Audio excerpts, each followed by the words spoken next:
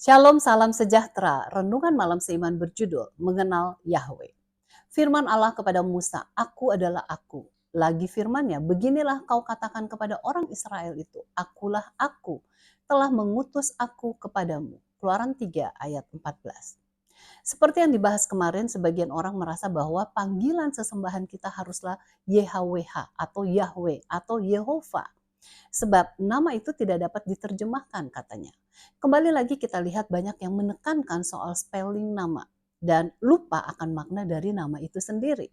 Nama Yahweh juga disebutkan Yehua atau dalam Alkitab bahasa Indonesia disebut Tuhan, menekankan sifat kehadiran Allah dan kesetiaan pada perjanjian serta kasih karunia-Nya sebagaimana yang tertulis dalam Keluaran 15 ayat 2, Hosea 12 ayat 5 dan 6, dalam Keluaran 3 ayat 14, Yahweh menggambarkan dirinya sebagai aku adalah aku, menunjukkan hubungannya yang tidak dapat diubah dengan umatnya.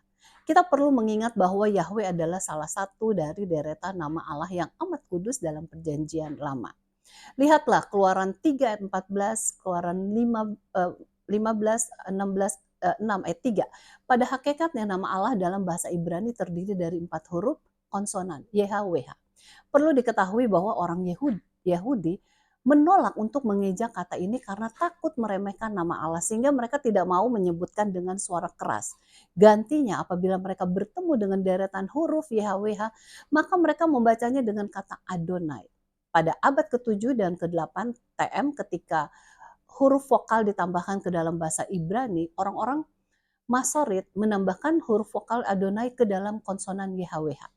Gabungan kata itu menghasilkan kata Yehova sebagaimana digunakan dalam KJV, sedangkan terjemahan lainnya lebih senang menggunakan kata Yahweh atau Alkitab Yerusalem atau menggunakan nama Tuhan.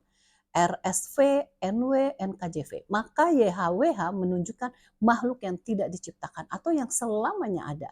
Bukankah demikian pengertian kita akan Allah kita?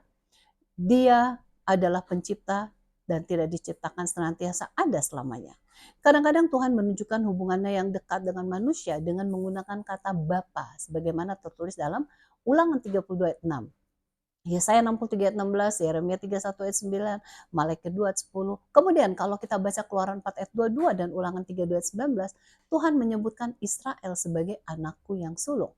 Yesus juga menggunakan Bapa untuk membawa kita ke dalam hubungan yang dekat dengan pribadi dengan Allah sebagaimana yang tertulis dalam Matius 6 ayat 9 dan Markus 14 ayat 36. Kiranya kita dapat mengenal Yahweh atau Allah Bapa kita dengan dekat.